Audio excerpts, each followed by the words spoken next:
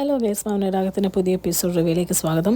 അങ്ങനെ നമ്മുടെ കിരണും കല്യാണിയും പറയുവാണ്, തരാനുള്ള ബാക്കി എത്രയാണെന്ന് ഞങ്ങൾക്ക് നന്നായിട്ടറിയാം. കല്യാണിയോട് ചെക്ക് എടുക്കാൻ പറഞ്ഞിട്ട് കിരൺ അതിൻ്റെ അകത്ത് ബാക്കി എമൗണ്ട് ഒരു പൈസ ഇല്ലാതെ എഴുതി കൊടുക്കുവാണ് കേട്ടോ.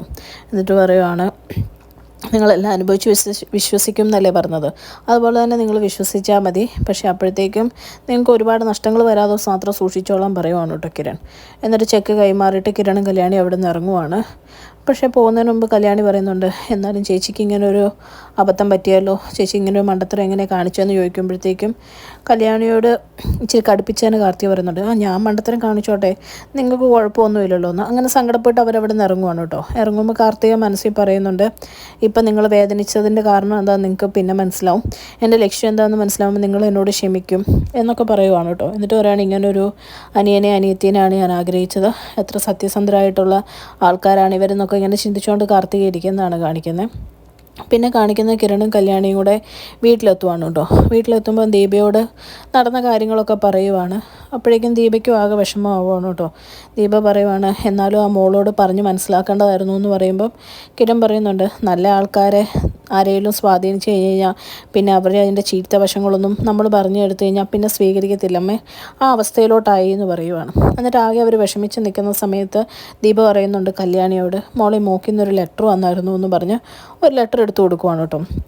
അത് ഇൻ്റർനാഷണൽ ഫെസ്റ്റിൻ്റെ ഇൻവിറ്റേഷനാണ് കല്യാണിക്കുള്ളത്. കല്യാണീനെ ആദരിക്കുന്ന ചടങ്ങുമുണ്ട്, അതുപോലെ പെയിൻറ്റിങ് കോമ്പറ്റീഷനും ഒക്കെ ഉണ്ട് കേട്ടോ.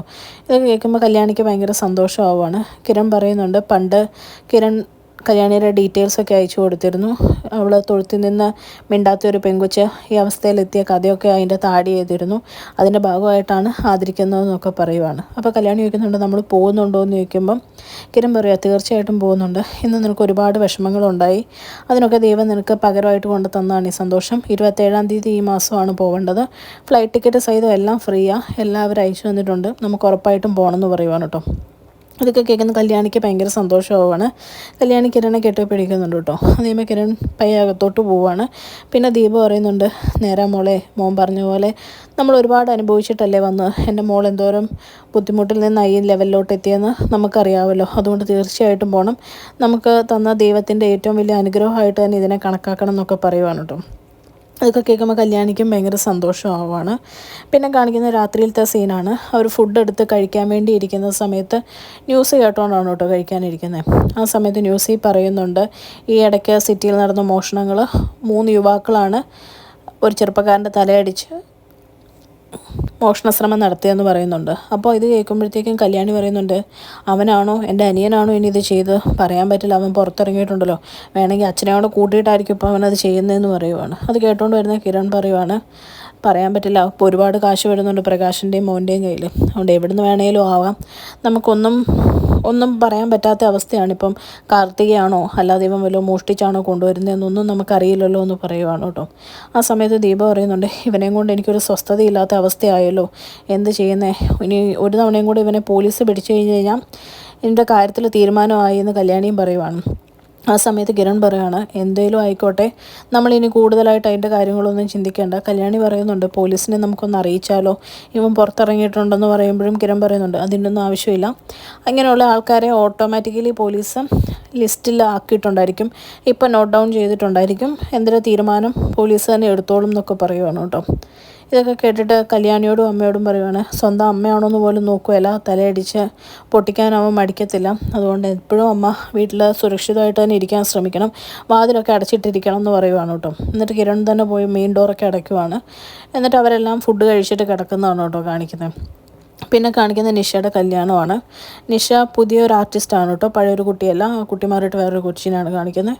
കല്യാണത്തിന് ഒരുങ്ങുവാണ്. ആ സമയത്ത് ശിവദാസനോട് നിഷയുടെ അമ്മ ചോദിക്കുന്നുണ്ട്, നിങ്ങൾ നിങ്ങളുടെ മൂത്ത മോളെങ്ങാനും വിളിച്ചായിരുന്നോ, അവളെങ്ങാനും അവിടെ വന്നാൽ ഞാൻ അവളെ ആട്ടിപ്പായിച്ചിറക്കും എന്ന് പറയുവാണ്.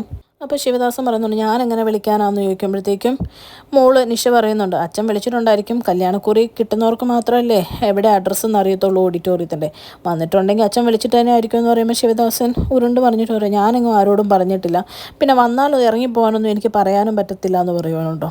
ഇത് കേൾക്കുന്ന നിഷയുടെ അമ്മയ്ക്ക് ദേഷ്യം വരുവാണ്. എന്നിട്ട് പറയുവാണ്, നിങ്ങൾ എന്തേലും കാണിക്കുക, എന്തായാലും അവിടെ വന്നാൽ ഞാൻ അവളെ അകത്ത് കയറ്റുകയില്ല, ഉറപ്പായിട്ടും ആട്ടിപ്പായിക്കോ, അതിലൊരു സംശയവും ഇല്ല എന്ന് പറയുവാണ് കേട്ടോ.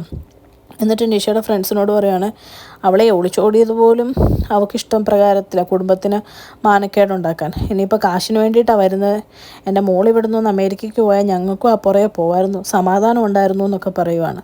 ആ സമയത്ത് മനോഹർ ഒരുങ്ങുന്നത് കണ്ട് നമ്മുടെ സരയു ചോദിക്കുവാണ്, എന്ത് പറ്റി ഇന്ന് ഭയങ്കര ഒരുക്കമാണല്ലോ എന്ന് ചോദിക്കുമ്പം മനോഹർ പറയുന്നുണ്ട്, നീ മറന്നോ ഞാൻ മീറ്റിങ്ങിൻ്റെ കാര്യം പറഞ്ഞത്, ഇന്ന് രാവിലെ തൊട്ട് മീറ്റിങ്ങാണ്, പിന്നെ പോകുമ്പം അച്ഛനെയും കൂടെ കൊണ്ടുപോകാമെന്ന് ഓർക്കുന്നതെന്ന് പറയുകയാണ്. ഇത് കേൾക്കുന്ന സരയു ഞെട്ടുവാണ് കേട്ടോ. അതിൻ്റെ ആവശ്യമുണ്ടോ, അച്ഛനെല്ലാം കുളമാക്കും, അവസ്ഥ മനുവേണ്ണും അറിയാൻ പാടില്ല എന്ന് ചോദിക്കുമ്പം മനോഹർ പറയുന്നുണ്ട്, മോളോടുള്ള അമിതമായ ഇഷ്ടവും ഒക്കെ കൊണ്ടായിരിക്കും ഇങ്ങനെയൊക്കെ റിയാക്ട് ചെയ്യുന്നത്, എന്തോ തെറ്റിദ്ധാരണയുണ്ട്, വേറെ കുഴപ്പമൊന്നുമില്ല, ഞാനെന്തായാലും പുറത്തു കൊണ്ടോ ഇങ്ങനെയുള്ള ആൾക്കാരെ എപ്പോഴും വീട്ടിൽ ഇരുത്തിയാലും ശരിയാവുകയില്ല എന്ന് പറയുകയാണ് കേട്ടോ.